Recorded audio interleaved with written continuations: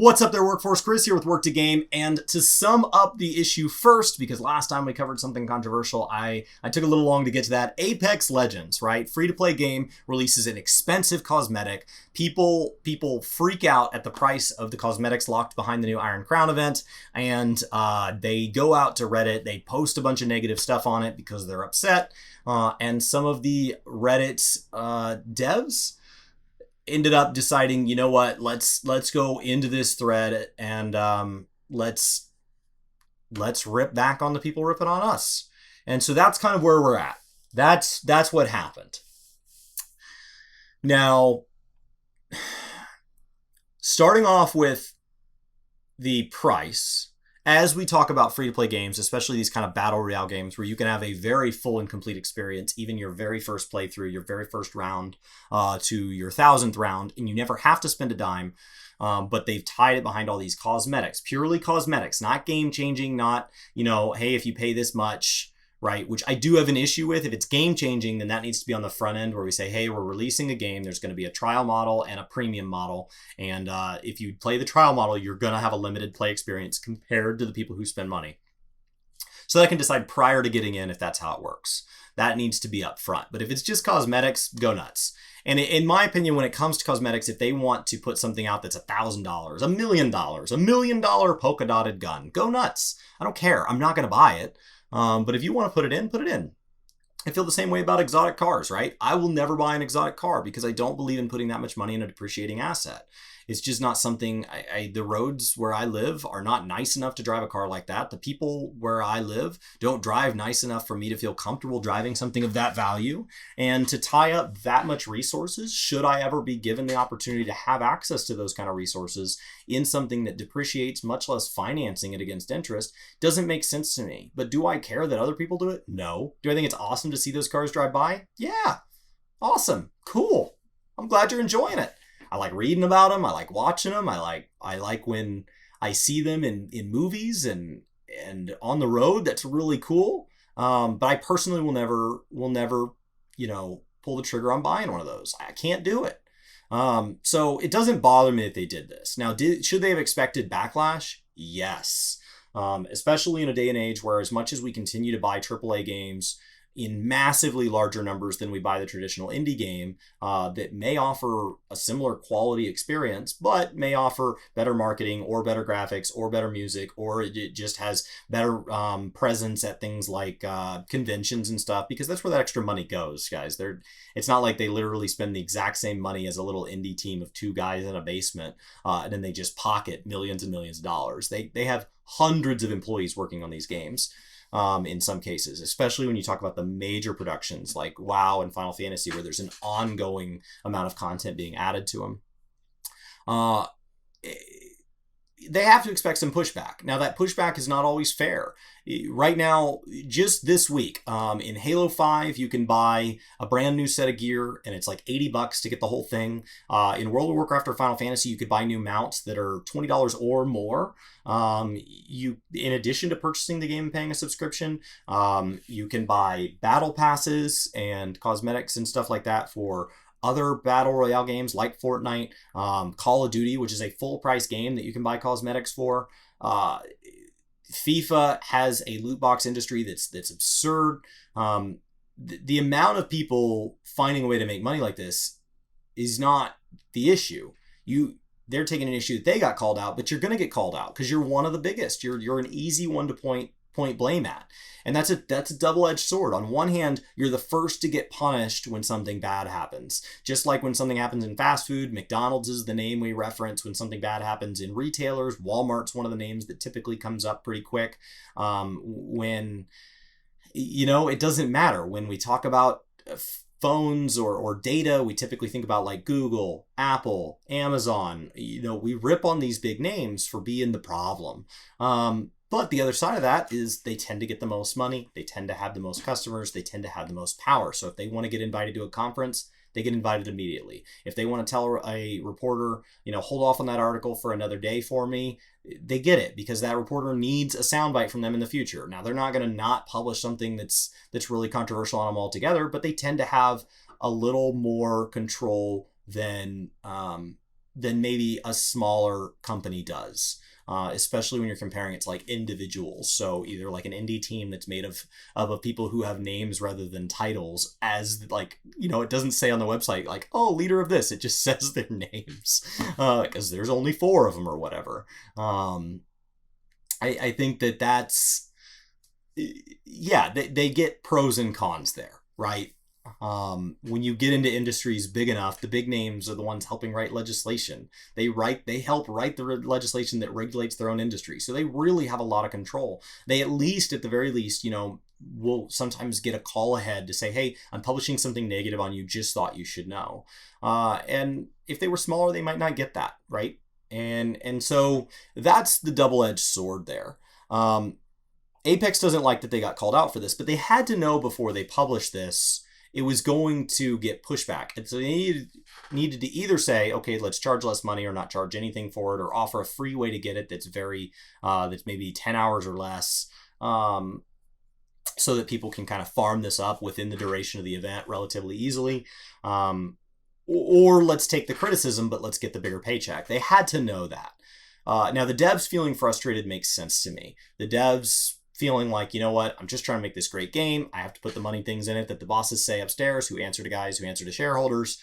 I've been in that position. I've worked in jobs where I have to do things that kind of push the company line. Like I've had to charge things that I feel are probably a little outlandish of a price for that item. But in trade, there's been other areas where I'm allowed to extend the customer courtesy because I want to.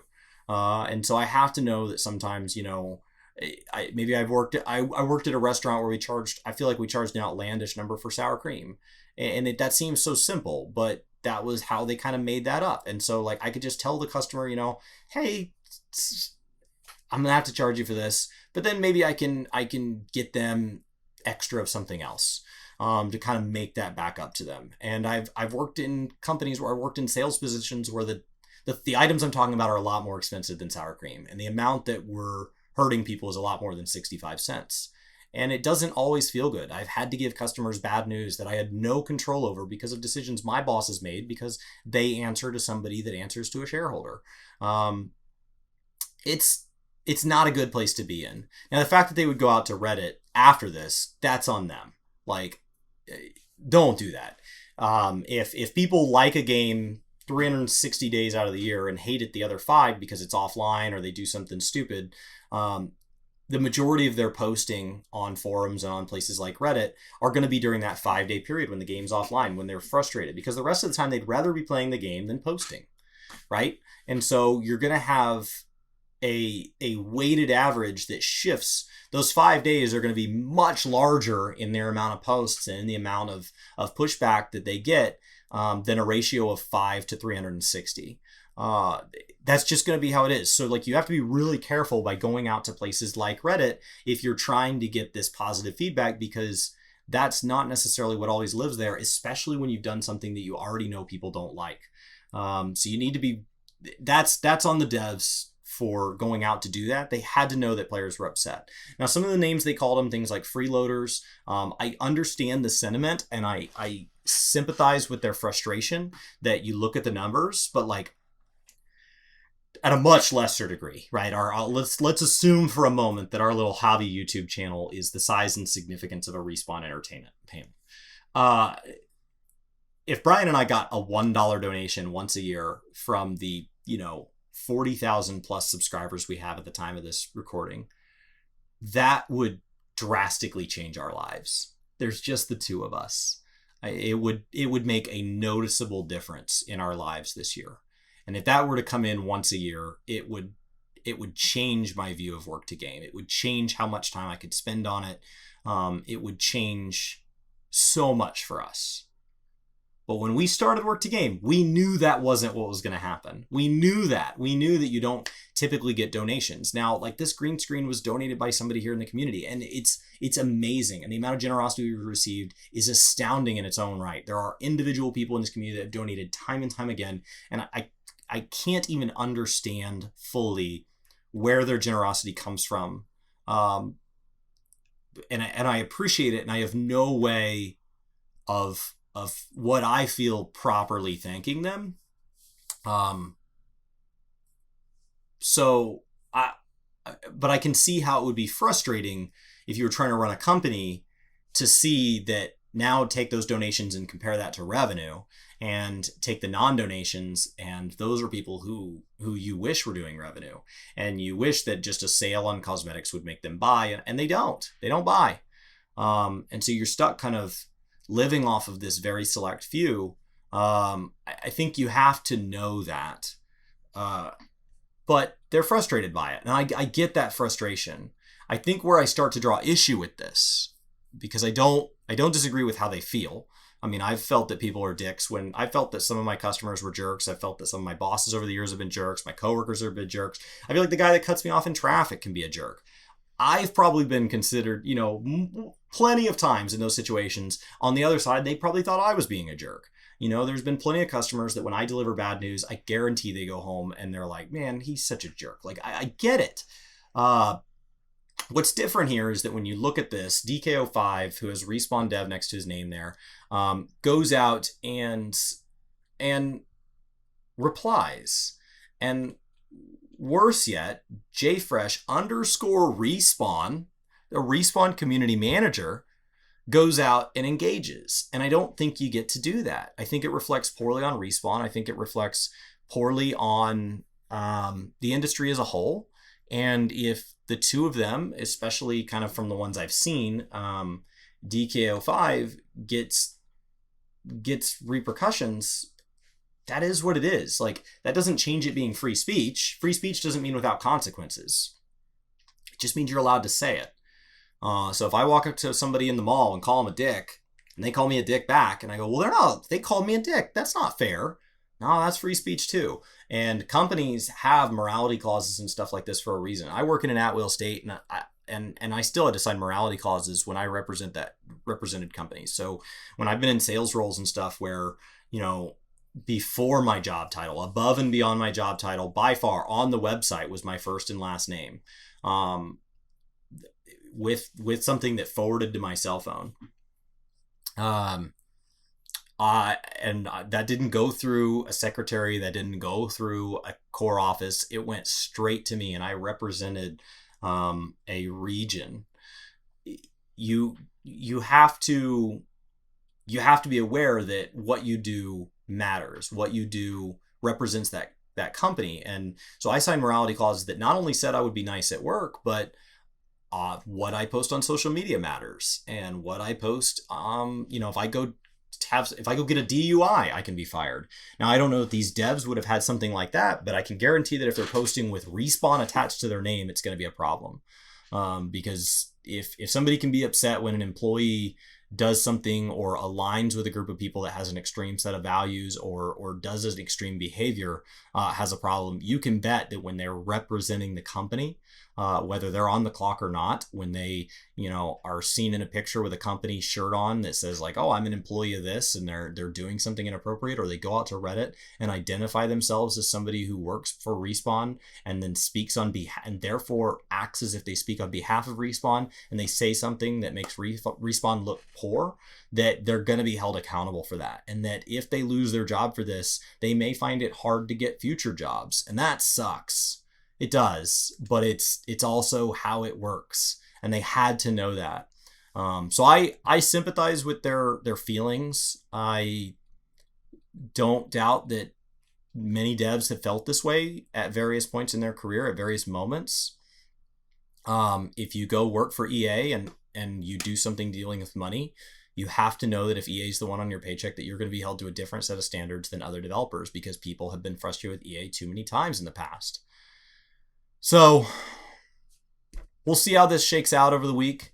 I think that this is really going to hurt. In general, this is really going to hurt the conversation. It doesn't shake out well. None of those bosses or customers I said, were jerks to me. Would the situation have been made better by me calling them dicks or freeloaders or any these other names that they used? I think I see a few others. I don't think I can do that. I don't think that's okay. So I think that they're causing a lot of damage to their community. And I'd be interested to know what you guys think. Do you guys think that cosmetics should have some sort of cap? And do you think it's okay to charge whatever they want, like I do, or as long as it's clear that it's just cosmetic, and as long as going into the game you know that it's funded by cosmetics? Um, do you think there should be rules on just no cosmetics in games, and every game should just have an upfront single purchase price? Do you think that's not the issue here? I mean, I think that this has a lot more to do with it. Personally, I think this has a lot more to do with the way the community was responded to than anything in the actual event itself. Um, what should happen to these employees of Respawn? Uh, what comes out of this? What could be done better? I mean, how do you make it okay for people to criticize companies for doing something they disagree with, so the companies can have that feedback, but then give the companies a feedback mechanism when they feel that the community has maybe gone over the line, or is hitting a little too hard on a point? Are they allowed to ever say anything back, or do they just have to take it as part of the social contract from taking our money? I don't know. Interesting to see this develop. It's frustrating because I think it makes the gaming community as a whole look poor, and it probably doesn't do a good enough job representing the entire context of why devs probably are rightfully frustrated, but also why devs continue to passionately pour their lives and their time away from friends and family into games for us to all play and enjoy, and why we as a community can be so passionate about games because they mean so much to us, that we get to the point where we maybe call people things that we wouldn't call somebody if they just cut us in line in the grocery store. We tend to get a little more passionate about games because they mean that much to us. And so I'm not saying that makes the behavior okay. People calling devs names, and especially when you see them, like when people get doxxed or anything like that, when they're calling out individual developers on a personal level, not their actions, but the developer themselves, that's not okay. But the developers have got to be the figurative adult in the room, right? We're walking around without consequences and we're saying whatever we want. And that, if I walk into a restaurant and I say, your food might be the worst food I've ever had, and I maybe even drop some explicits in that statement, the waiter, no matter how many times they've been told that today, doesn't get to tell me that I'm a piece of junk and this shirt makes me look fat and I should just get out because I'm unappreciative like everybody else. Like, I don't get to, it doesn't matter. And it doesn't matter that my meal may have been from a gift card or whatever. Nothing about that makes that person allowed to do that. So let me know what you think in the comments below. Have a great weekend. I've got another post coming up that I recorded before this news broke that should be lighter. So keep an eye out for that. Thank you guys so much for hanging out. Have a good one. Let's see how this comes out the week of Gamescom, and I'll see you next time.